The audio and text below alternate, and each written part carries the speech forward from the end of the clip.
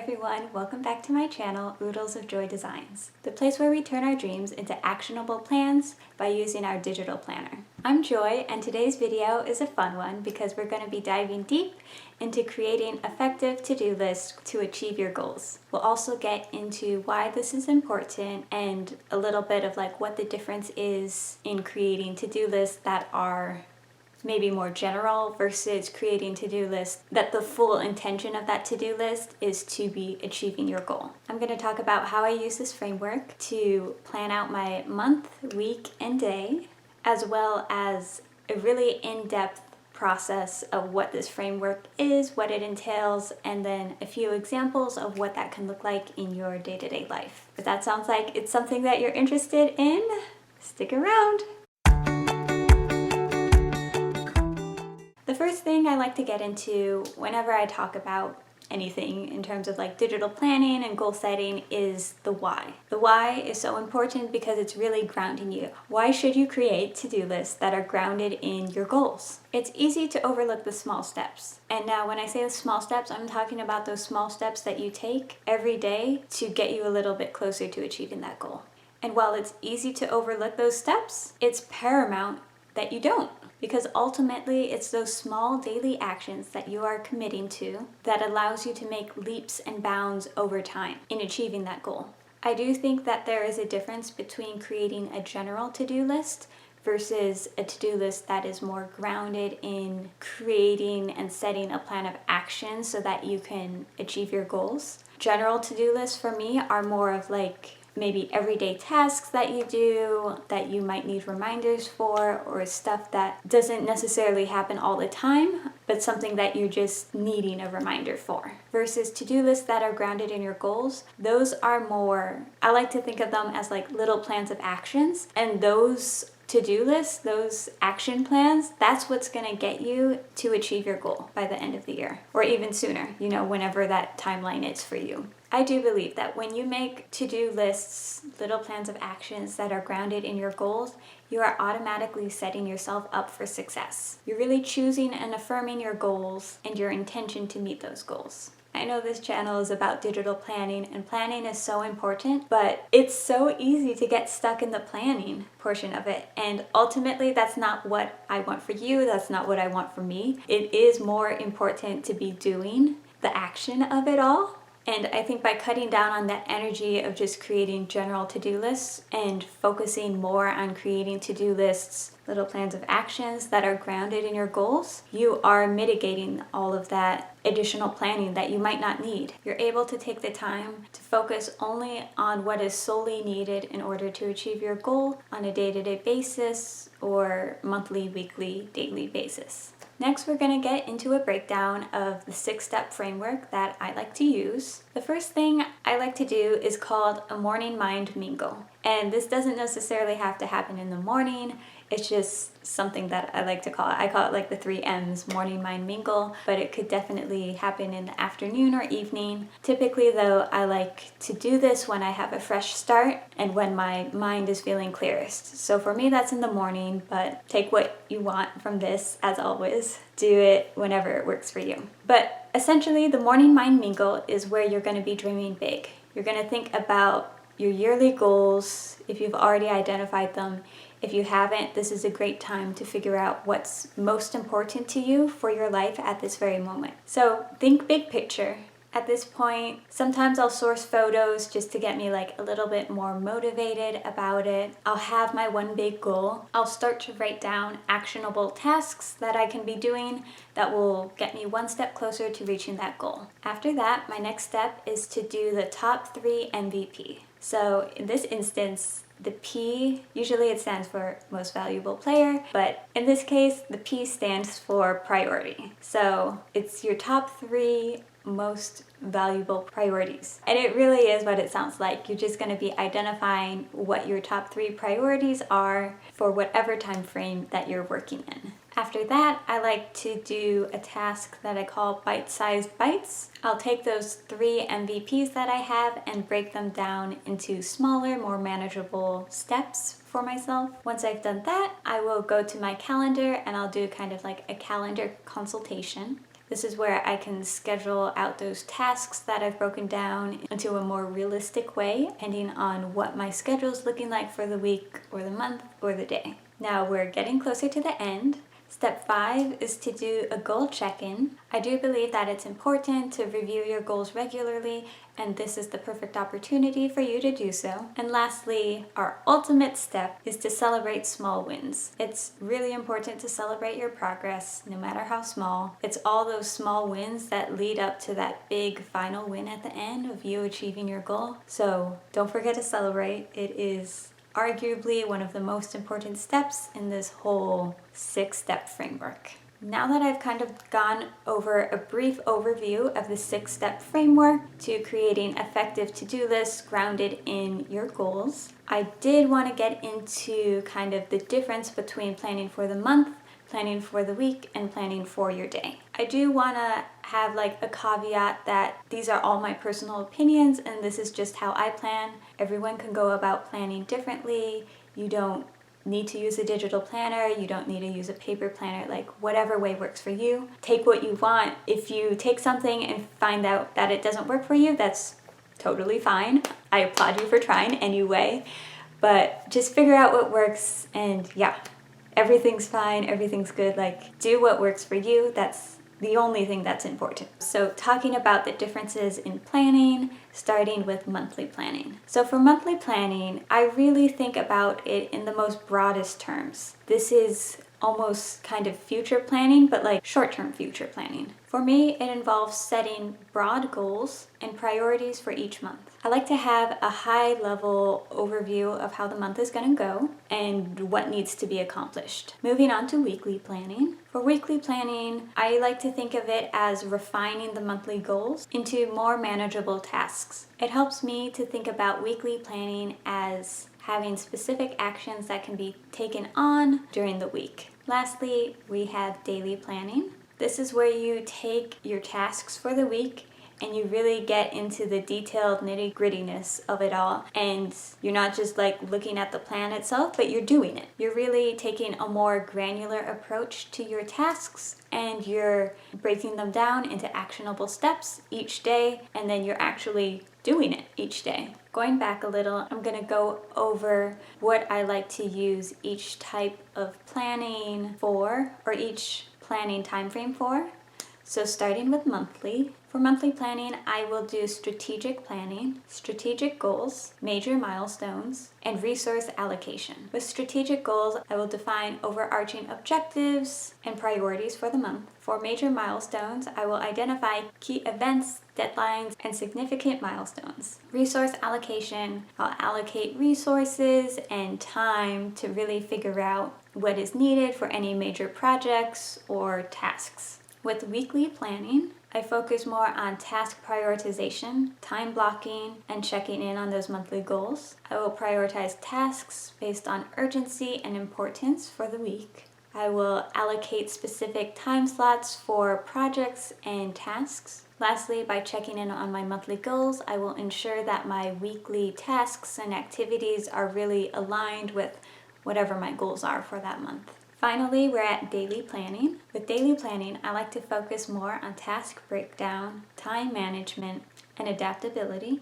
I will break down weekly tasks into specific tasks for each day. I will create a detailed schedule for the day, assigning specific time slots to each task. I also am sure to allow for flexibility in cases of unforeseen circumstances or if anything comes up and I need to shift my priorities a little bit. So now that we went through what the 6-step framework is for creating effective to-do lists grounded in your goals, and we've done an overview, we've covered what the difference is. So now that we're getting into a more detailed explanation of creating effective to-do lists grounded in your goals, our first step is the morning mind mingle. So this first step is really where you're dreaming big. You're thinking big picture, you're thinking about the end goal. I like to brain dump everything that I can about this goal, how I'll feel having achieved the goal, the steps that it takes to achieve the goal,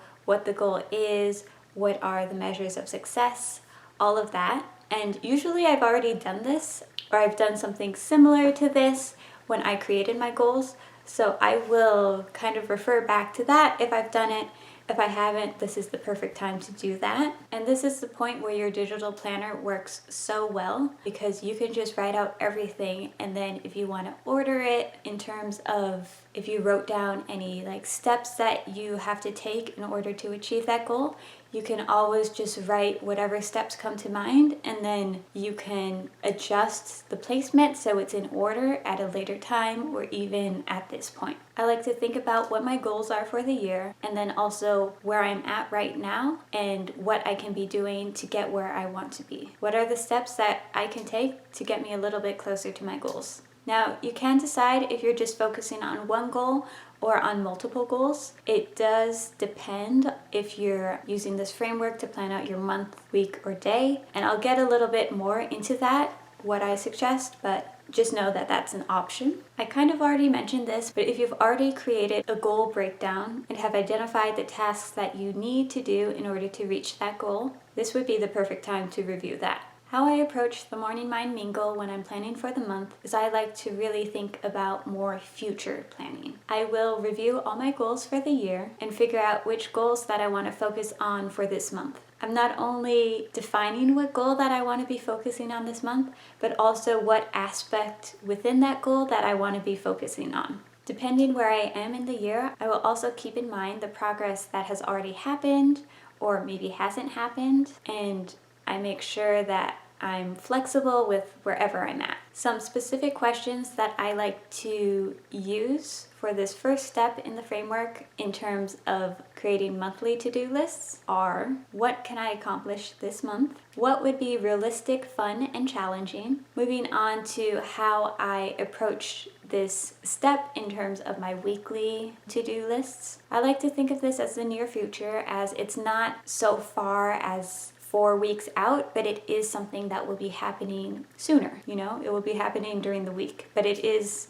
in the future. First, I like to review what tasks I have outlined for the month. And once I've done that, I like to ask myself, what actions can I take this week in order to complete that task? I focus on breaking down the task into smaller pieces, and I will assign those pieces to certain days, which leads me into the next portion, daily, creating effective to-do lists grounded in your goals for the day. This approach for me is really being present. A few questions I like to ask myself is, what are the daily actions you can commit to doing in order to reach your goals for the week and the month and ultimately the year? And then what small steps can I take today? Our next step is talking about the top 3 MVP. I think I mentioned this when I went over the brief overview, but usually MVP stands for most valuable player.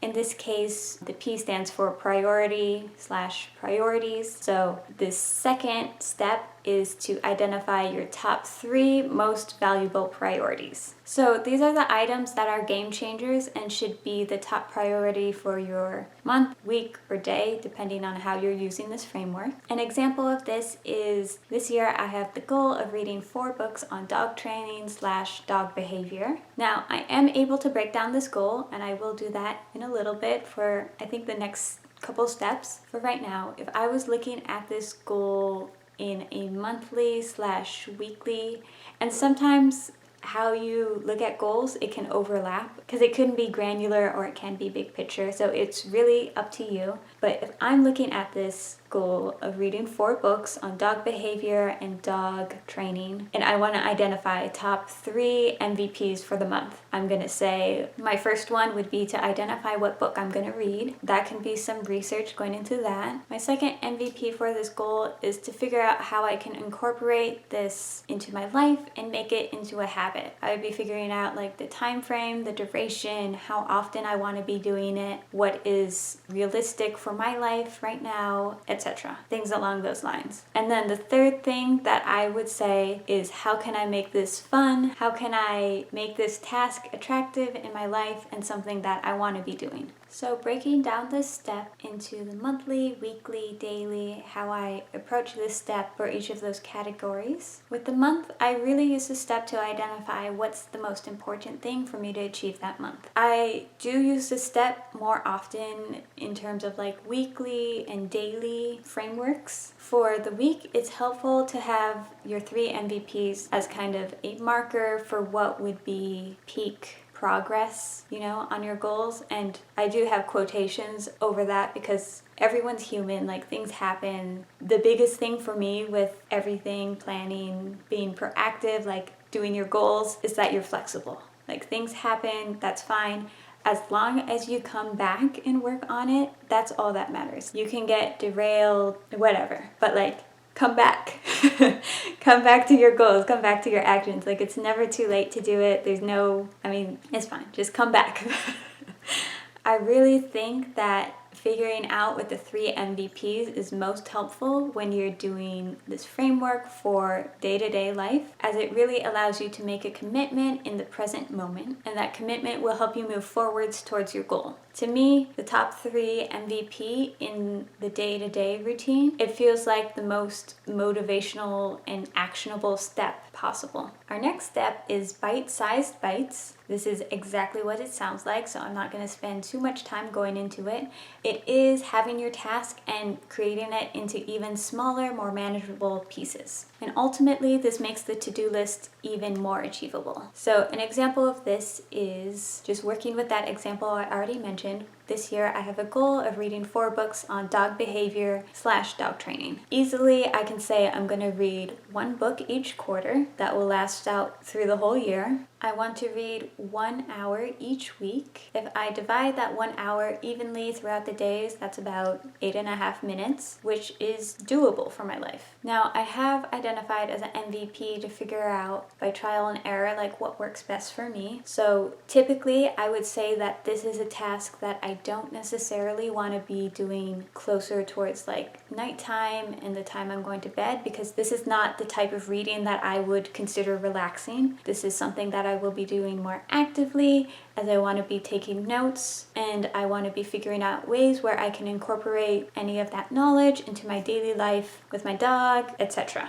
So, I'll be taking notes, I'll be reading, I'll be underlining, and that's not the most relaxing of me. And I want my brain to be like at full capacity, so I'm really like soaking everything in and just comprehending to my fullest capacity. That being said, I do think I'm going to take some time to figure out where this task would work best in my life. Like this morning, I tried reading first thing when I got up, and that was fine, but it didn't feel like the perfect place for me. So I'm figuring out where is best. I might habit stack this onto another habit that I've already established, but I am going to take time, and this is one of my MVPs this month, to figure out where I can put this. And that being said, even if I figure out a place that works well for me, I'm going to be flexible. If I don't always have the time during the time I've identified, I am going to do it that day, just maybe not at that optimum time. Making one of the other MVPs into a more bite-sized bite